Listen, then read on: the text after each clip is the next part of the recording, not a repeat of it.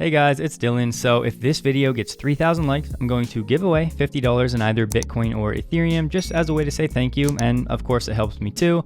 And I know it's not much, but I'm also not rich. And real quick, in the next few days, I'm going to have Trent, Mell, the CEO of First Cobalt, on the channel for an exclusive interview. Super excited for it. We're going to talk all things Tesla, Cobalt, and the future of EVs. And I think it'll be a highly valuable interview, so stay tuned for that. But getting right into it. So we have this supposed delay in Germany for Tesla. But first we need to go back a little bit. So back April 21st, we see new documents may need to be submitted. Tesla execs have expressed frustration over the last few months with the outdated approval process in Germany. And then next, April 28th from Electrive, Tesla has informed the approval authority that the permit application for the plant in Grünheide is to be amended to include battery cell production. This is likely to delay the start of vehicle production at the Gigafactory by months. The ministry says it is not yet possible to make any statements on the further course of the procedure and the length of time it'll take to reach a final decision. The car maker itself, Tesla, expects production to start at the end of 2021, which is what they said on their Q1 conference call, which was already a delay from the summer where we thought we would see initial production. And of course, today we have this article from Electric. Tesla said to be facing 6-month delay in opening Giga Berlin based on a German report. So if we actually go to that German report, we are brought here. So this is a paid article, but what you can see, the start of series production in Tesla's new Gigafactory in Grünheide near Berlin has been delayed by 6 months until the end of January 2022. Tesla boss Elon Musk officially gave the team half a year more, citing company circles. Now, before we get crazy with this, let's remember, this is one article, it's translated from German, and we have no official word from Tesla or Elon, and sure, we might not get one, but on the Q1 call, Tesla did say they're expecting production to begin later in 2021, pushed back from the summer, and it's most likely the 4680 production as they were having some issues or challenges with the yield from the cells. But then we have to remember that it's most likely that they're going to take some of the cells from the pilot line in Kata Road to start the initial production at Giga Berlin. So is this a misinterpretation of what Tesla was saying? There's just many factors that could be at play here between the permitting, the 4680 ramp. But for me, for now, I'm not really worried about it. I think generally speaking, we'll see some production out of Giga Berlin toward the back half of 2021. And if it slips into 2022, whether it's 4680s or permitting, it's not the end of the world. It's certainly not ideal, but let's just wait to hear from Tesla and Elon, and then we'll go from there. But definitely a thread to keep an eye on. In other news, one of the co-founders of Neuralink has left the company. Max Hodak tweeted out some personal news. I'm no longer at Neuralink as of a few weeks ago, but we're just learning this. He learned a ton there and remains a huge cheerleader for the company. Onward to new things. Later in this same thread, Hassan says, "Good luck, but I am not a fan of leadership leaving a company without having a single product on the market. Seems too early. Anyways, good luck." Max responded, "Same." So we're not exactly sure what Max meant by this, but it seems that he doesn't like when leaders leave a project early, so people are speculating, was he fired? And while there's definitely no concrete evidence of that, it's a possibility and something we'll have to watch in the future. Regardless though, no matter how you cut it, this doesn't seem like positive news for Neuralink. Maybe not the end of the world. It could be creative differences. It could be timeline differences. It could be Max has other ventures he wants to work on. But for Max to leave before Neuralink comes to market with a product, it seems like a negative, having been there since 2016. So we'll see who he's replaced by. Hopefully we can get some more information on why he left, but personally, I'm not holding my breath. But what do you guys think about the future of Neuralink? Are you worried about this, or do you think it's just going to be business as usual? And real quick, I want to cover these articles or studies that keep coming out about 1 in 5 people that buy EVs end up going back to ICE cars.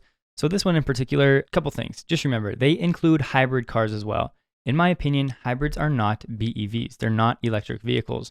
They may have a small electric motor, but they're mainly powered by gas. I've driven a few. I haven't liked any of them. If you own a hybrid and you like it, that's awesome. Nothing personal against you. I just personally am not a fan. So keep that in mind. This definitely skews the data. The main reason that this report cited was lack of easy access to charging at home. And over 4,160 households filled out this survey in particular, and of those, 1,840 had made a decision about their follow-up vehicle. Not necessarily to leave, they had just made a decision. We know that home charging is the most influential charging location in the decision to buy an EV. And at the end of the article, those with Teslas were less likely to abandon their car, while those with Fiats were much more likely to go back to a gas-powered vehicle. And please remember, the decision to go back to a nice car or to have two cars, there are so many personal things that go into this type of data, so take it with a grain of salt, but I mention it because there is a thread that we should be following when it comes to overall EV adoption. And it's what ChargePoint and some of these other companies are doing, trying to work with the homeowners associations and apartments and condos to allow these people that live in these places to have access to EV charging where they are, because this right here is the main reason EVs don't work out for people, because they can't charge at home, especially those in apartments and condos. And if that's you not buying an EV because you live in an apartment or a condo and you don't have home charging, check out ChargePoint if somehow you're not familiar,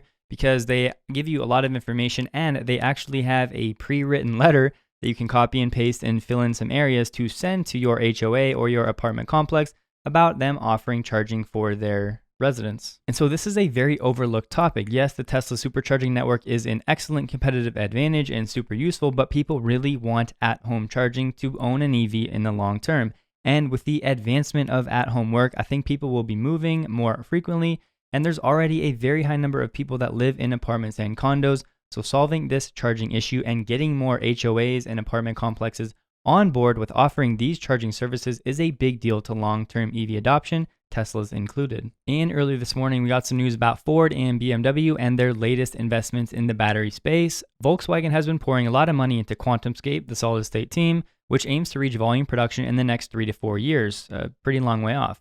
Today, Solid Power is announcing the closing of a new round of investment worth $130 million, led by BMW, Ford, and Volta Energy. The company, Solid Power, said that both Ford and BMW should use batteries from that pilot production line next year in 2022 to test in their own EVs. If all goes well, it would be another few years, so a similar timeline as QuantumScape, after that before they can achieve volume production and get the batteries into production in electric vehicles. Once again, I'd love to hear where you guys stand on this. I personally think in 3 to 4 years, lithium-ion batteries are going to be so good that for solid-state batteries to overcome all of these challenges in cost and scaling, that I really don't know how much of a leap forward the solid-state technology will be by 2025 when the time is here. Obviously, I think we should work on them, and eventually they'll definitely play a huge role, but I think lithium ion is only going to get stronger, and it's going to have a place to stay for a much longer time than many people think. A lot of people think there's going to be some switch when solid state tech is here that lithium goes away. I don't see any world where that happens. And to wrap it up today, Volkswagen will design its own chips for self-driving. This sounds familiar, should come as no surprise, as Volkswagen has been following Tesla's footsteps on many different fronts. As Reuters reports, company chief Herbert Diess said in an interview that Volkswagen will design its own high-performance chips for autonomous vehicles. The automaker wouldn't build the chips themselves, similar to Tesla,